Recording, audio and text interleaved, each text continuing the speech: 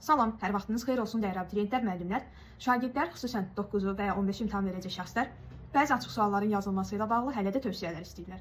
Biz bu barədə daha öncə hansı sualı necə yazmaq lazımdır, ümumi şəkildə danışıb məsləhətlər vermişdik. Kanalıma daxil olub mahnı siyahıları və ya playlist adlanan bölmədən mətn vərdişi ilə bağlı, mətn tapşırıqlarının yaxşılaşdırılması ilə bağlı silsilə videoları izləyə bilərsiniz. Hardasa 10 neçəsə video olmalıdır. Son günə saxlamısınızsa təbii bu biraz yaxşı bir şey deyil. Öncədən izləyənlər, ən azı bir ay öncə izləyənlər xeyli oradan özünə pay götürə bilər. Deməli yoldaşlar, siz deyə bilərsiniz ki, müəllim, mən sözün qarşılığı, sözün şərhi, üslub, qüsurlu məqamların düzəlişi və s. tipli mətn açıq suallarının yazılış qaydasını bilirəm. Amma bildiyim halda yenə də səhv edirəm, yəni ya da ümumiyyətlə ağlıma bir ideya, bir fikir gəlmir ki, mən onu yazam. Son günə özəl nə edə bilərsiniz, bunu demək istəyirəm. Məsələn, deyək ki, sözün qarşılığı ilə bağlı suallarda çətinlik çəkirsən. Açırsan dimin vəsaitlərini. Yəni, dimin birinci hissə, əlimə 9 illik olan kitab gəldi, olsun 11 illik. Birinci hissə, ikinci hissə. Ən axırda açıram, birinci mətndən bir balaca vaxt aparacaq. Açıq suallara baxıram. Məsələn, mənim üçün ən çox problem yaradan sual tipləri nədir? Deyək ki, sözün qarşılığı tipli suallar və yaxud xarakteri xüsusiyyətlər, yaxud da sözün funksiyaları və s.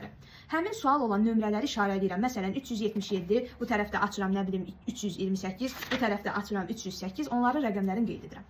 Sadəcə mətni falan oxumuram, ha. Vaxtım var mənim o qədər mətn oxuyum o qədər. Əlbəttə ki, yox.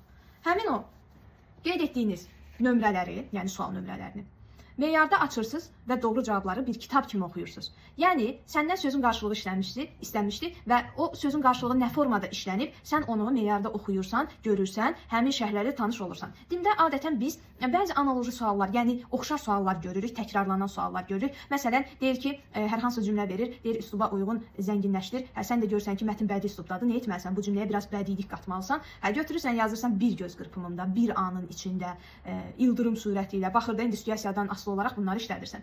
Bunları görürsən ki, nümunə şəklində verib istifadə edə bilərsən. Yəni o cümlələri oxumaq imtahan öncəsi bir növ təkrar olaraq yaxşıdır. Yəni son günə maksimum dincəlməyinizi əslində tövsiyə edərdim. Ancaq bu kimi problemi olan şəxslərə də mən dediyim üsul fayda verəcək.